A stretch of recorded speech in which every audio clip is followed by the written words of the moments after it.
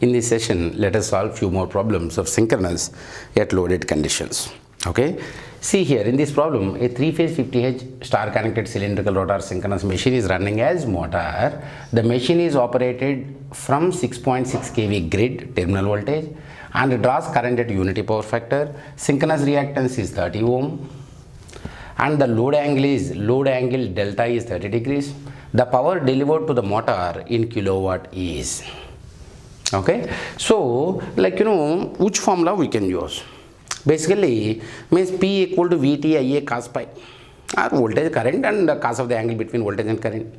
But here current, they have given unity power factor, but they did not give at what percentage of load my machine is running and all. Okay, so we have one more equation. What was that? EF Vt by xs sin delta. Delta they have given. Okay, xs they have given, so we have to use that equation. So P equal to EF Vt by xs sin delta. In this, EF has to be formed. Okay, if you try to apply, for example, EF at an angle delta or minus delta, because it's a motor, EF should lag behind terminal voltage, equal to Vt at an angle 0 minus jxs into Ia at an angle pi. Okay, in this Vt we know, xs we know, pi we know, unity power factor, but Ia we don't know, so we cannot calculate this way. Okay, so what else, how we can calculate EF? Focus on unity power factor. Okay, the machine is operating at unity power factor means that it is neither supplying reactive power nor absorbing. Okay, when machine supply reactive power, when EF cos delta is more than Vt. When machine absorb reactive power, when EF cos delta is less than Vt. Okay, so at unity power factor, EF cos delta equal to Vt. Okay, because it neither supply nor absorb, so EF cos delta equal to Vt at unity power factor. Now problem is solved. Okay, so how much is EF? EF is going to be Vt divided by cos delta. Actually some guys may feel I'm doing a mistake. No, I will tell you at the end. Okay, so how much is Vt? 6.6 kV grid, so 6600 divided by cos 30. Okay, so which will be 7621 volts. Okay, 7621.02 or 7621 volts.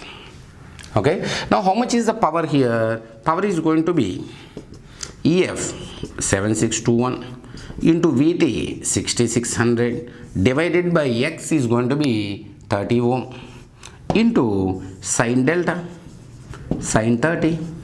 Okay, so that will give you power, that's it, 838.31 kilowatt. Okay, now why people think I have done a mistake?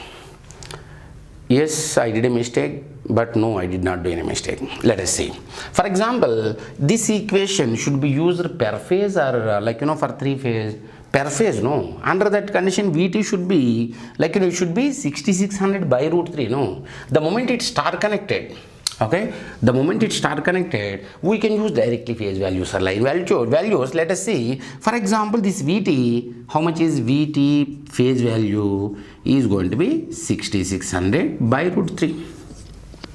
I'm accepting. Okay, now what is EF?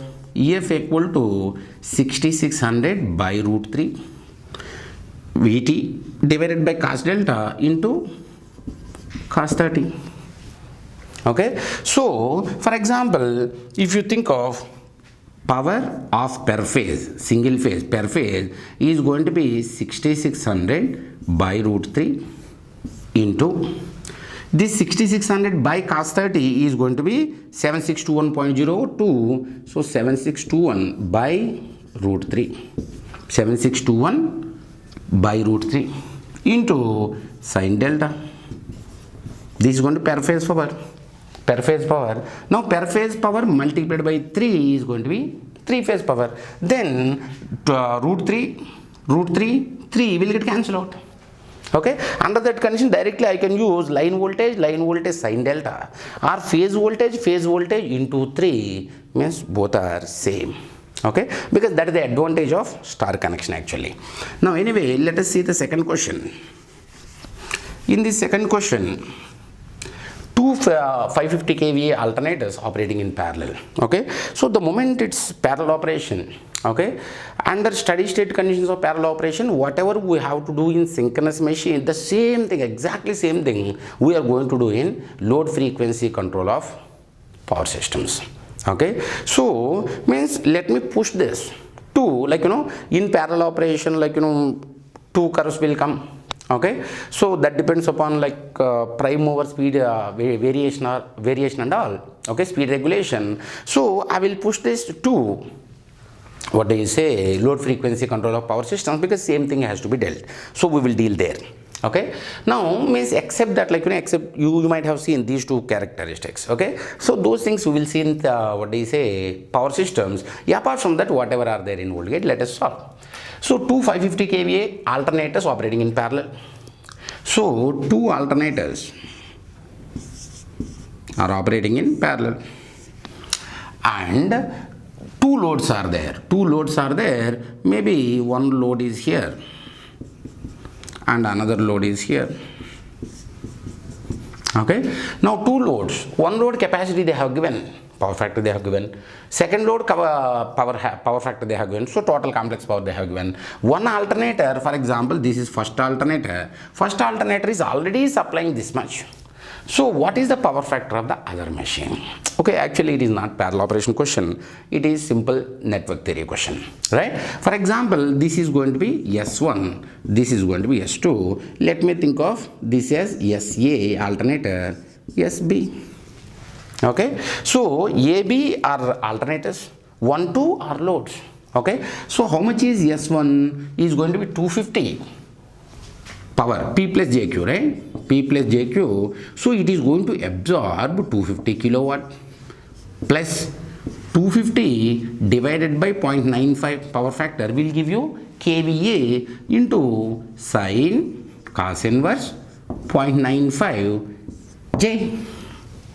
Okay, and this S2 is going to be 100 kilowatt, so 100, and after that it is operating at leading. So S1 is absorbing 250 kilowatt and is absorbing reactive power also. If you think of S2 load, it is absorbing 100 kilowatt, but it is operating at leading. Load operating, generator load operating at leading, means that it has to deliver reactive power, means that absorbed power is going to be negative. So minus J 100 kilowatt by 0.8, okay, kilowatt divided by power factor will give you kVA into sine of cos inverse of 0.8.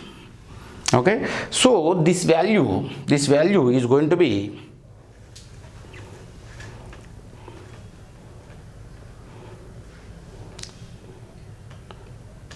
1 minute, let me, yeah, so this value is going to be 250 plus J 82.17 kVA. Okay, and this second one is going to be 100 minus J 75 kVA. Okay, so then, like, what is the total power here is going to be S1 plus S2 is going to be total load is going to be 250 plus 100 is going to be 350.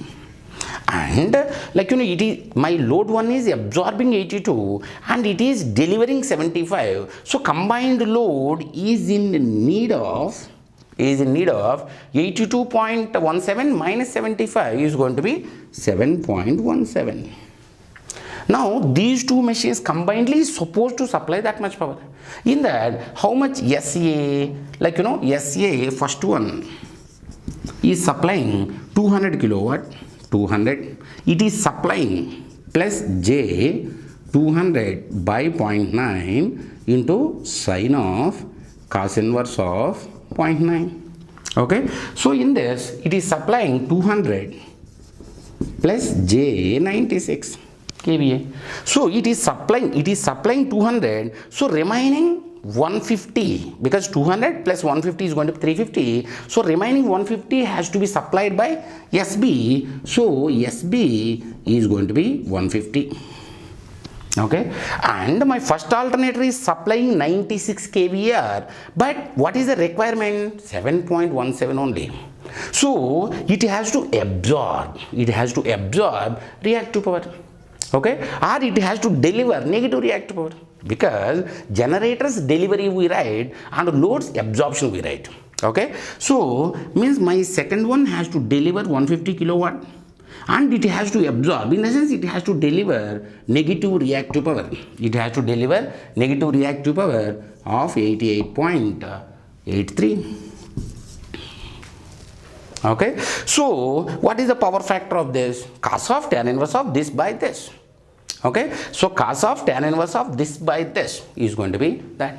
So means my SB is absorbing. So alternator is absorbing reactive power. Alternator is absorbing. So load has to supply. So when load has to supply, load has to operate at leading, means I have to operate at leading. Okay, so 0.89 will come from cos of tan inverse of this. Okay, now let us see one more problem. In this problem, like two parallel connected three phase. Okay, so two parallel connected three phase 50H 11 kV star connected synchronous machines A and B are operating as synchronous condensers.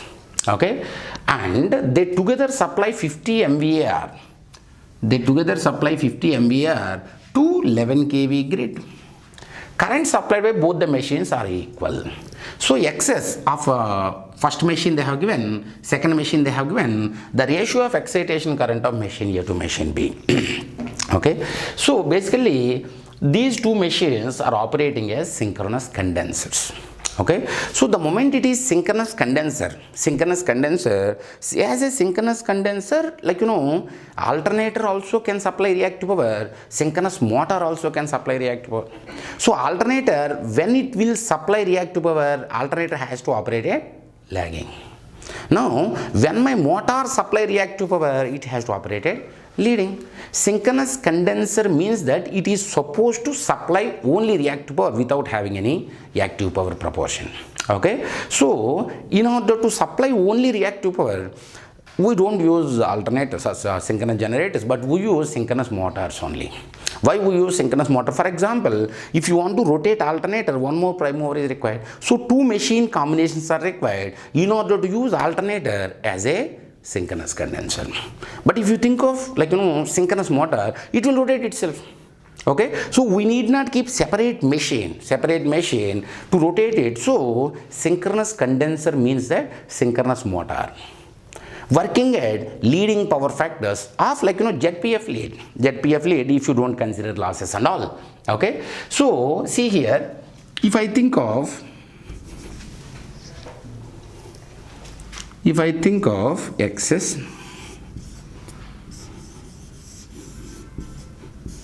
these two are synchronous motors, okay, and this is going to be J1 ohm and this is going to be J3 ohm, okay, and he is saying this is going to be 11 kV grid.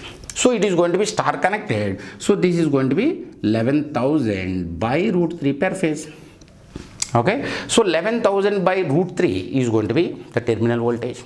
Okay, now after that it is giving some current here. Okay, so it is taking some current here, it should be ZPF lead. Okay, now we have to calculate EF here, and ratio of EFA, for example, this is A, this is B, EF of A to EF of B, the ratio. And they are saying like both current magnitudes are same. So terminal voltage is same, current magnitudes are same, so reactive power supply will be same. Okay, so what is the reactive power supplied by each each synchronous motor? 50 MVAR, so each will give 25 MVAR. Okay, for 25 MVAR, how much will be the current?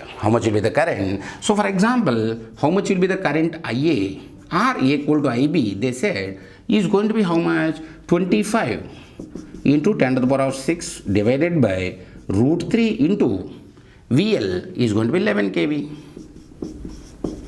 Because phase current equal to line current, I need phase current is nothing but line current. So how means if you calculate this, it will be 1312.2 amperes. Okay, now how much is EF? of synchronous machine A is going to be Vt minus Iaxis. Vt minus Ix is going to be F. So Vt minus Jxs into Ia at an angle 90 degrees. Okay, plus 90 degrees because leading. So J into 90 will become, this is also J only, J square will become minus. Minus of minus will become plus. So we need not bother about anything. Directly Vt plus Xs into Ia. How much is Xs? This is going to be 11,000 by root 3 plus Xs is 1 into Ia is 1312.2. You are going to get some EF.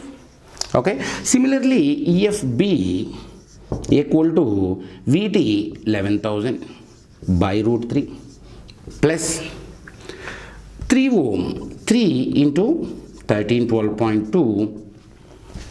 Okay, you have to calculate EFA by EFB. Okay, so if you calculate EFA by EFB, calculate this and calculate this, and EFA by EFB is going to be, ultimate answer is going to be 0.7449 will be the answer. Okay, it's basically a numerical data question.